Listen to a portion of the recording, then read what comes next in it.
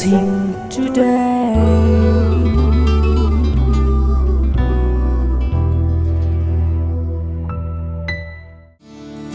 This program is sponsored by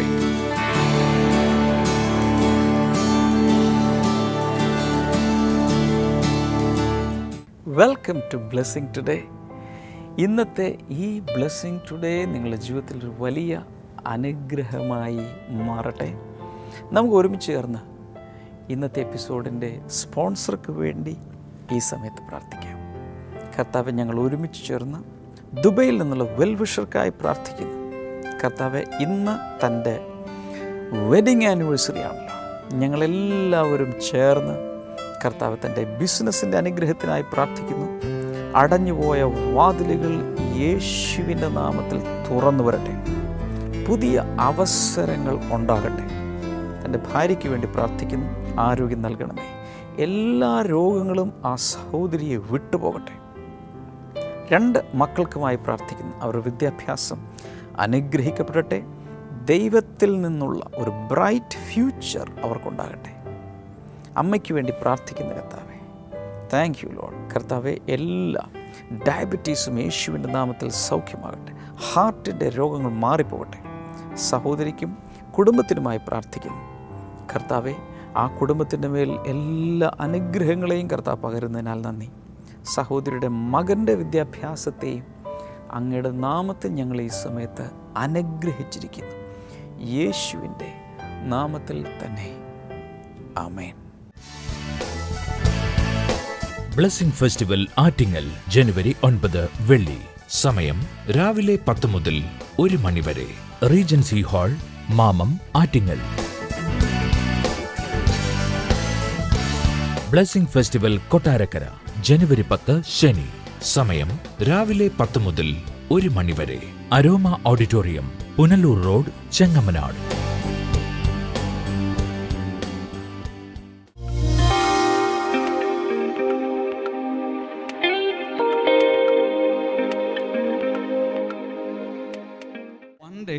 ഒരു ദിവസം you will have to bid goodbye to your home. നിങ്ങൾ ഇപ്പോൾ താമസിക്കുന്ന ഈ വീടിനോടും വീട്ടുകാരോടും ഒക്കെ ഒരു ദിവസം നിങ്ങൾ യാത്ര പറയണം. Tata, I'm going. ഞാൻ പോകുന്നു, ടാറ്റ എന്ന് പറഞ്ഞുകൊണ്ട് പോണം. So if you know the art of real living, you will never fed up with the circumstances. ഓർക്കുക, ജീവിതത്തിന്റെ യാഥാർത്ഥ്യത്തെക്കുറിച്ച് യഥാർത്ഥത്തിൽ നിങ്ങൾ തിരിച്ചറിഞ്ഞിട്ടുണ്ടെങ്കിൽ ഒരിക്കലും ഇന്നത്തെ പ്രതിസന്ധികളിൽ നിങ്ങൾ തളർന്നു പോകില്ല. നിങ്ങൾ അതൊന്നുകൂടി പറയണം, അവർ കേട്ടില്ല. ജീവിതത്തിന്റെ യാഥാർത്ഥ്യത്തെക്കുറിച്ച് യഥാർത്ഥത്തിൽ നിങ്ങൾ മനസ്സിലാക്കിയിട്ടുണ്ടെങ്കിൽ മുൻപിൽ വരുന്ന പ്രതിസന്ധികളിൽ നിങ്ങൾ ഒരിക്കലും തകർന്നു പോകുകയില്ല. Paul says, I know how to live in poverty. ദയവായി ശ്രദ്ധിച്ചാൽ പൗലോസ് പറയുകയാണ്, ദാരിദ്ര്യത്തിൽ ഇരിക്കുവാൻ എനിക്കറിയാം. Then he says, I know how to live in plenty. എന്നിട്ട് പിന്നെ പൗലോസ് പറയുന്നു, സമൃദ്ധിയിലിരിക്കുവാനും എനിക്കറിയാം. So many people perished, died because they had immense wealth. ഒത്തിരി ആളുകളും നശിച്ചു പോകുന്നത് അല്ലെങ്കിൽ ആവശ്യത്തിലധികം കാശുണ്ടായിട്ട് കുറെ പേര് ചത്തുന്നു. You get the point? They didn't know how to handle wealth. അവർക്ക് ഈ പണം എങ്ങനെ കൈകാര്യം ചെയ്യണമെന്നറിയില്ല. So much riches are coming. ഒത്തിരി പണം ഇങ്ങനെ വന്നുകൊണ്ടിരിക്കുകയല്ലേ. They started squandering the money. ഇപ്പോൾ പണത്തിന്റെ പേരിൽ അവർ ദുർവ്യയം ചെയ്ത് നശിപ്പിക്കുകയാണ്. And finally they perished in life. ഒടുവിലായിട്ട് അവർ ജീവിതത്തിൽ നശിച്ചും പോകുന്നു.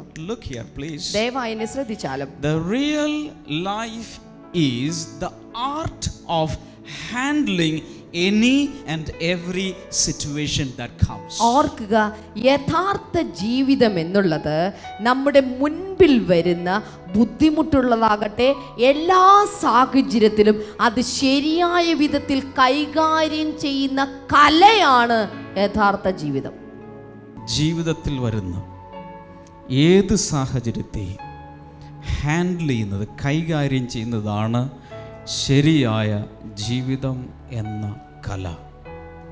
But many of us fail to handle situations. എന്നാൽ നമ്മളിൽ ഒത്തിരി പേർ കാര്യങ്ങളെ കൈകാര്യം ചെയ്യുന്നതിൽ പരാജിതരാണ്.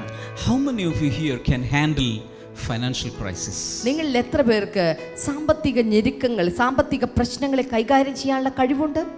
Paul says, I know how to be in financial crisis. പൗലോസ് പറയുന്നത് നോക്ക്, എനിക്കറിയാം ദാരിദ്ര്യത്തിലും കാര്യങ്ങളെ കൈകാര്യം ചെയ്തു പോകാൻ എനിക്കറിയാം. I have learned it. ഞാനത് പഠിച്ചിട്ടുണ്ട്. That means in the beginning I didn't know. അതിന്റെ അർത്ഥം ഇതാണ്, ആദ്യമേ എനിക്കത് അറിയില്ലായിരുന്നു. ആദ്യമൊക്കെ ഈ പരിപാടി എനിക്ക് അറിയില്ലായിരുന്നു. But slowly I learned how to have adjustments in life. എന്നാൽ പതിയെ പതിയെ കാര്യങ്ങളെ മനസ്സിലാക്കി സാഹചര്യങ്ങളെ എങ്ങനെ കൈകാര്യം ചെയ്യണമെന്ന് ഞാനിപ്പോൾ അഭ്യസിക്കപ്പെട്ടിരിക്കുന്നു. Almost every motor vehicle that is running on the road has something called shock absorber. ഓർക്കുക, നിരത്തിൽ ഓടുന്ന എല്ലാ പ്രധാനപ്പെട്ട വാഹനങ്ങൾക്കും ഷോക്ക് അബ്സോർബർ എന്ന് പറയുന്ന ഒരു പ്രത്യേക ഉപകരണം, ഒരു കാര്യമുണ്ട്. Especially in Indian roads we need very good shock absorbers. നമ്മുടെ ഇന്ത്യൻ റോഡിലാണെങ്കിൽ നമുക്ക് എല്ലാവർക്കും നല്ല ഷോക്ക് അബ്സോർബർ ഉണ്ടായിരിക്കണം. We need high-tech shock absorbers in Kerala. കേരളത്തിന്റെ ഗതിയാണെങ്കിലോ ഹൈടെക് ഷോക്ക് അബ്സോർബർ ഉണ്ടെങ്കിലേ യാത്ര ചെയ്യാൻ പറ്റൂ. But in the real life also we need shock absorbers. ഓർക്കുക, നമ്മുടെ യഥാർത്ഥ ജീവിതത്തിലും നമുക്ക് കുറച്ച് ഷോക്ക് അബ്സോർബർ ഉണ്ടാകണം. My question today is this: have you fixed shock absorbers in your real life? ചോദ്യം ഇതാണ്, നിങ്ങളുടെ ജീവിതത്തിൽ ഇതുപോലുള്ള ഷോക്ക് അബ്സോർബറെ നിങ്ങൾ ഫിറ്റ് ചെയ്തിട്ടുണ്ടോ? Hello. What is this shock absorber? എന്താണ് ഒരു shock absorber? This shock absorber is your trust in your maker. ഓർക്കുക, ഷോക്ക് അബ്സോർബർ, ജീവിതത്തിന്റെ ഷോക്ക് അബ്സോർബർ എന്നുള്ളത് നിങ്ങളെ സൃഷ്ടിച്ച നിങ്ങളുടെ സൃഷ്ടാവിലുള്ള വിശ്വാസമാണ്, ആശ്രയമാണ്, നിങ്ങളുടെ ആശ്രയമാണ്. Hallelujah. Psalm 55 and verse number 22 says, സങ്കീർത്തനം 55:22 പറയുന്നു, cast your burdens on the Lord and he will sustain you. നിങ്ങളുടെ സകല ഭാരവും അവന്റെ മേൽ ഇട്ടുകൊള്ളുക, അവൻ നിങ്ങളെ പുലർത്തും. If your life has become a burden to you, there is a God who can take you and all your burden. ഓർക്കുക, നിങ്ങളുടെ ജീവിതം ഇന്ന് നിങ്ങൾക്ക് തന്നെ ഒരു ഭാരമായിട്ടിരിക്കുകയാണെങ്കിൽ ഇതാ നിങ്ങൾക്കൊരു ദൈവമുണ്ട്, നിങ്ങളെയും നിങ്ങളുടെ ഭാരത്തെയും ചുമക്കുവാൻ കഴിവുള്ള ദൈവം. The shock absorber is your trust in the Lord. ഓർക്കുക, ഷോക്ക് അബ്സോർബർ എന്നുള്ളത് ക്രിസ്തുവിലുള്ള നിങ്ങളുടെ ആശ്രയത്വത്തെയാണ് കാണിക്കുന്നത്. If you want a comfortable life, you want to have very, very effective trusting in the Lord, faith in the Lord, you have to develop it.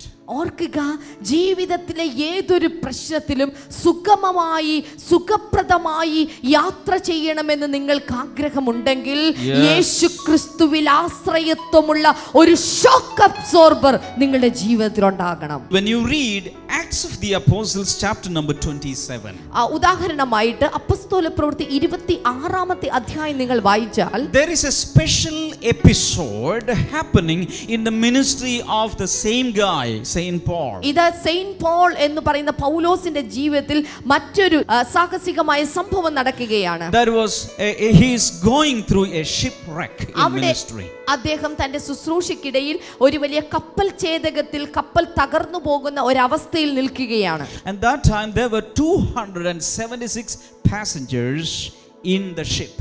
ആ സമയത്ത് ഏതാണ്ട് 276ഓളം യാത്രികർ കൂടെ ആ കപ്പലിലുണ്ടായിരുന്നു. All of them, because the ship was sinking, all of them had lost all hopes. കപ്പൽ മുങ്ങിയത് നിമിത്തമായി ഈ 276 പേരുടെയും പ്രത്യാശ നഷ്ടപ്പെട്ടു.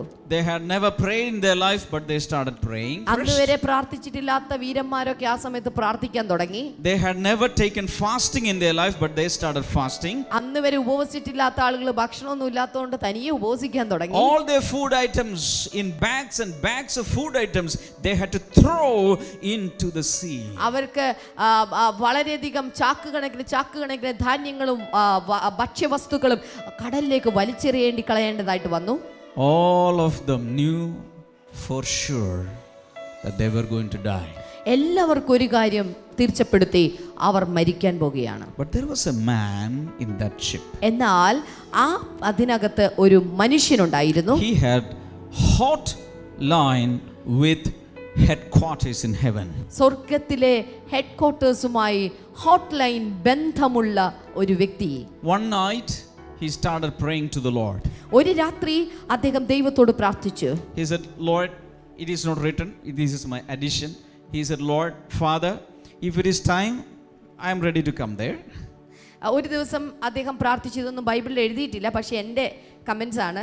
ഇങ്ങനെ പ്രാർത്ഥിച്ചു, പിതാവേ, ഇപ്പോ നീ എന്നെ വിളിക്കുക, ഞാൻ അങ്ങോട്ട് വരാൻ സമയമെങ്കിൽ ഞാൻ അങ്ങ് വന്നേക്കാം. But if the ministry and life is not yet over, I want all these people to live.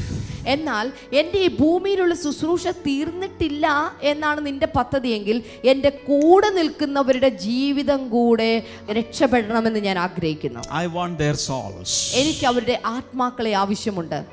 And the Lord came down. അപ്പോൾ ദൈവം അവിടേക്ക് ഇറങ്ങി വന്നു. The Lord said, you will not perish. ദൈവം അവനോട് പറഞ്ഞു, നിങ്ങൾ നശിക്കുകയില്ല. The ship will perish. Completely to be destroyed. കപ്പൽ നശിച്ചു പോയെന്നിരിക്കും.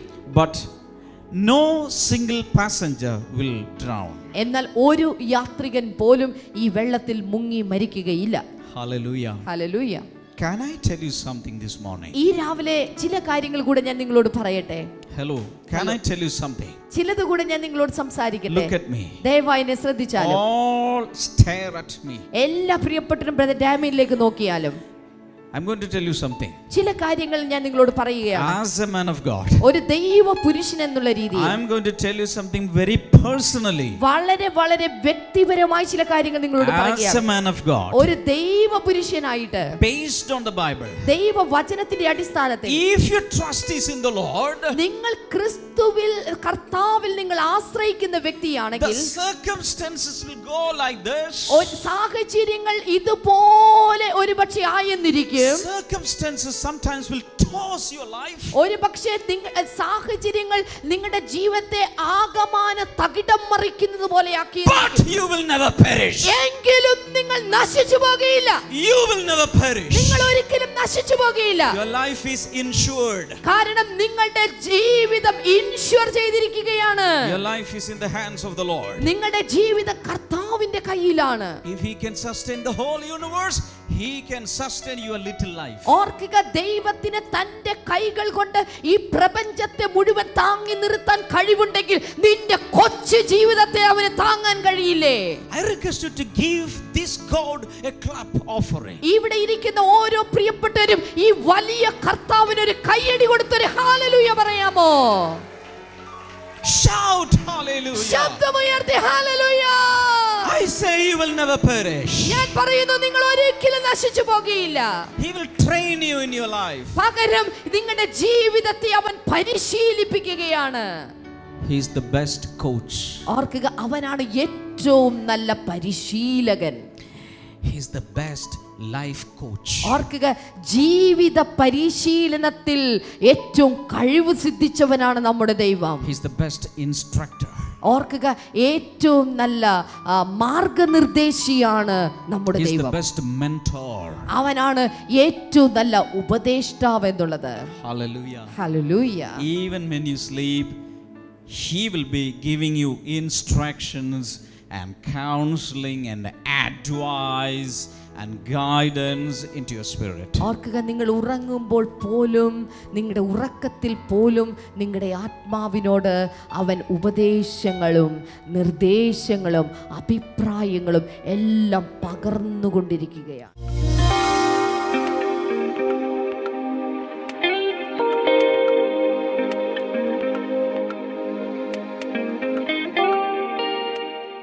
ബ്രദർ, ഈ സിസ്റ്റർ പേര് നീത.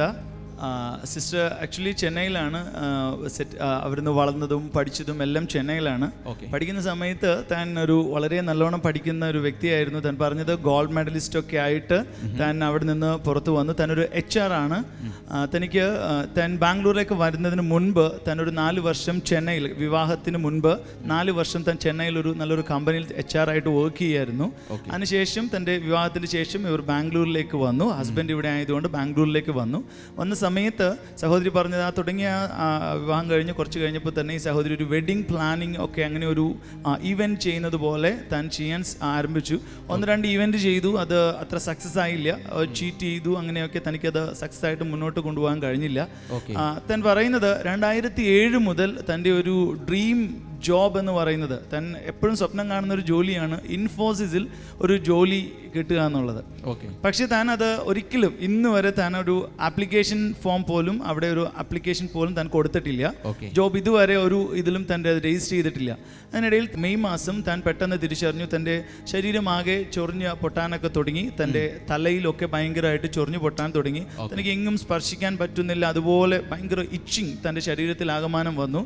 താൻ ഡോക്ടറെ അടുത്ത് ചെക്ക് ചെയ്തപ്പോഴാണ് താൻ അറിഞ്ഞത് തനിക്ക് സോറിയാസിസ് എന്ന് പറഞ്ഞ ഒരിക്കലും ഭേദമാകാത്ത ഒരു രോഗമാണ് തന്നെ ബാധിച്ചിരിക്കുന്നത്. ആ സമയത്ത് താൻ വല്ലാതെ ഭാരപ്പെട്ടു. തൻ്റെ ഭർത്താവ് തന്നെ ഇട്ടിട്ട് പോകുമോ, തൻ്റെ ലൈഫിൻ്റെ കാര്യങ്ങളൊക്കെ ഓർത്ത് താൻ വല്ലാതെ ഭാരപ്പെട്ടിരുന്നു. ജൂലൈ 7 തൻ്റെ അമ്മ നമ്മുടെ ഒരു regular blessing today TV watch ചെയ്യുന്ന ഒരു വ്യക്തിയാണ്. അമ്മ ഇവിടെയാണോ, നാട്ടിലാണോ? ചെന്നൈയിലാണ്. അമ്മ ചെന്നൈയിലാണ്. അമ്മ ഈ മകൾക്കൊരു prayer diary, my prayer diary ഒരു പുസ്തകം വാങ്ങി സഹോദരിക്ക് കൊടുത്തു.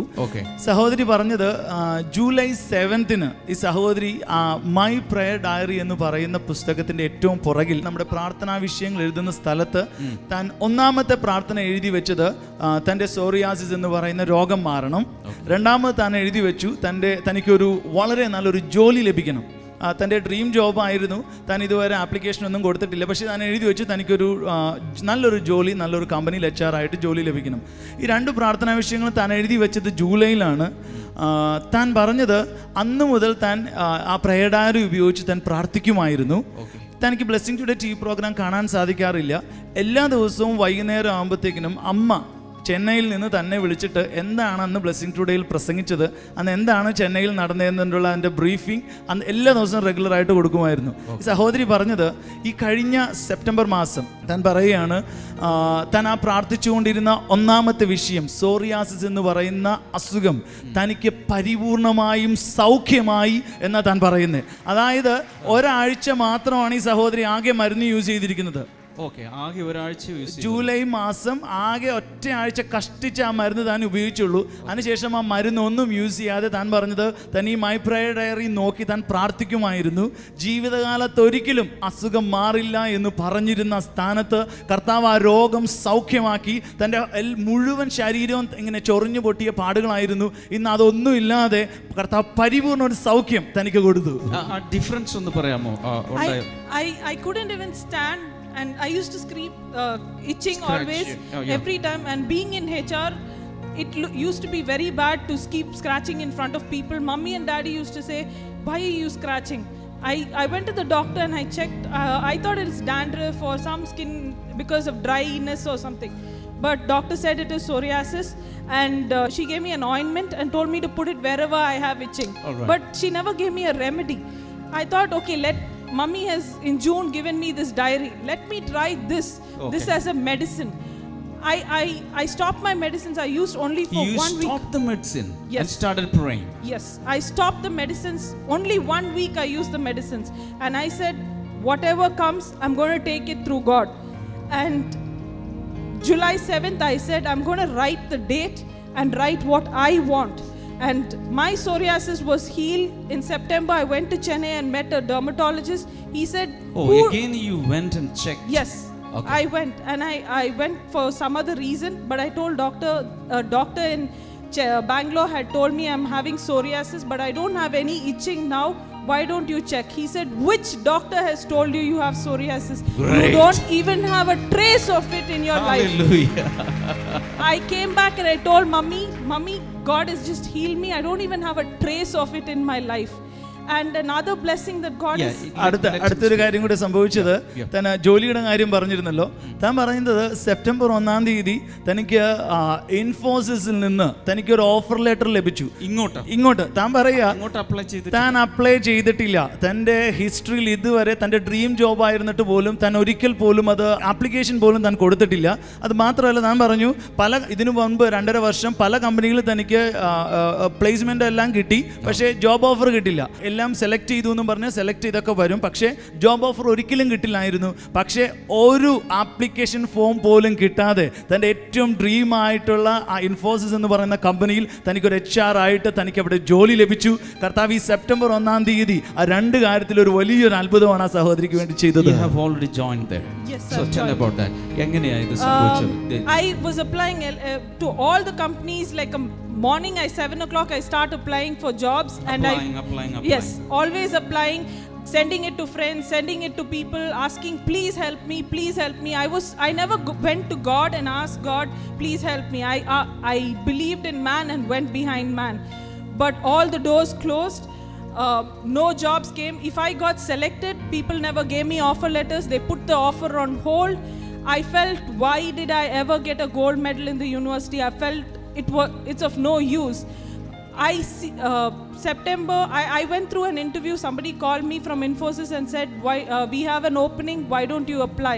I said, "I've never. How did you get my resume?" They said, "Someone has sent it."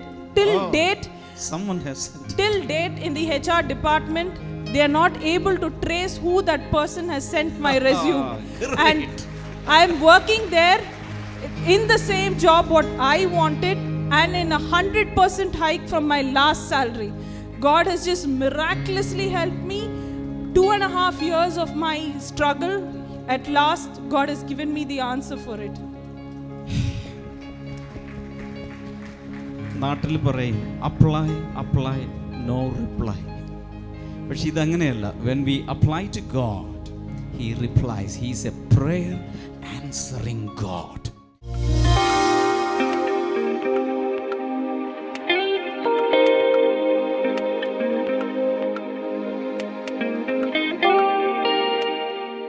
ഈ സമയത്ത് നമുക്ക് ഒരുമിച്ച് ചേർന്ന് പ്രാർത്ഥിക്കാം.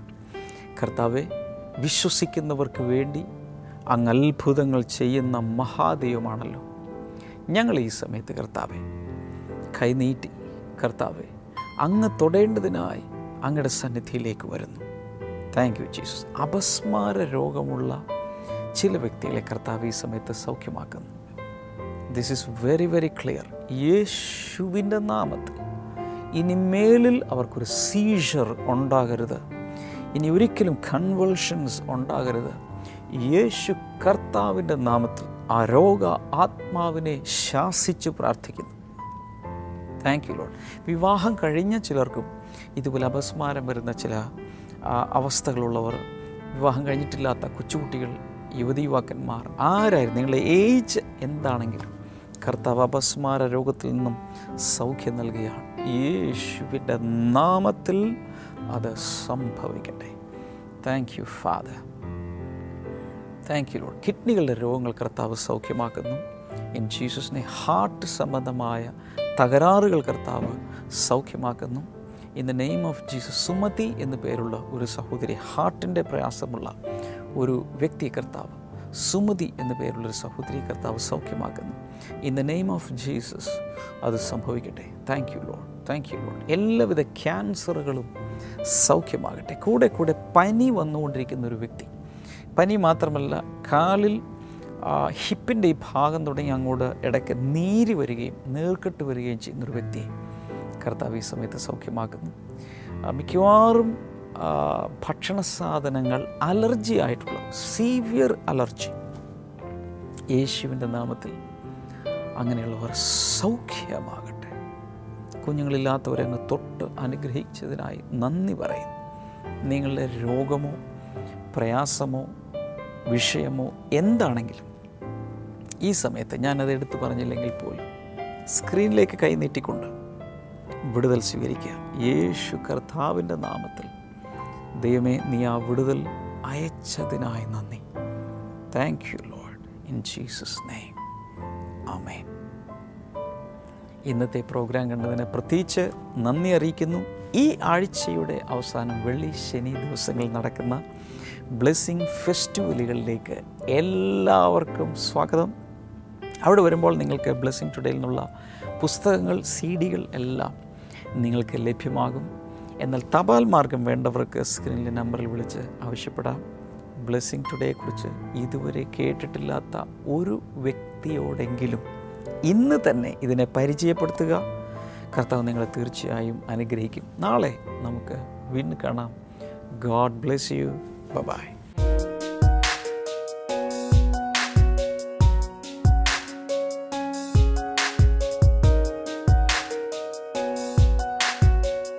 Welcome back to Bible and you. ഇന്നത്തെ ചോദ്യം ഇതാണ്: മാതാവും പിതാവും വംശാവലിയും ഇല്ലാത്ത രാജാവാരായിരുന്നു? Name the king who was without father or mother and without genealogy. Options: A. Nadab, B. Yohanan, C. Eshu, D. Melchizedek.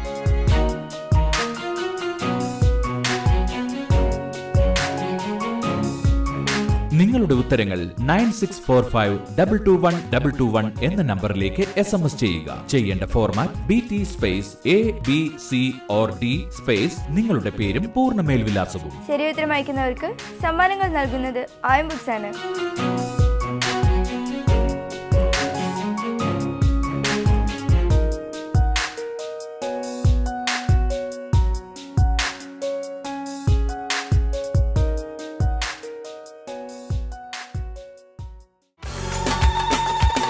വിശുദ്ധ നാട് സന്ദർശനം. ബ്ലെസ്സിംഗ് ടുഡേ ടീമിനോടൊപ്പം വിശുദ്ധ നാടുകൾ സന്ദർശിക്കുവാൻ ഒരവസരം. ഈജിപ്ത്, ഇസ്രായേൽ, പാലസ്തീൻ, ജോർദാൻ എന്നീ 4 രാജ്യങ്ങളിലൂടെ ബൈബിൾ പഠനയാത്ര. ഓരോ സ്ഥലങ്ങളിലും വെച്ചുള്ള ബൈബിൾ ക്ലാസ്, സംഗീതാരാധന, ബ്രദർ ഡാമിയന്റെ പ്രത്യേക ബൈബിൾ ക്ലാസും വ്യക്തിപരമായി കൂടിക്കാഴ്ചയ്ക്കുള്ള അവസരവും. നിങ്ങളുടെ സീറ്റുകൾ നേരത്തെ ബുക്ക് ചെയ്യുക. വിളിക്കുക 0484 422 111.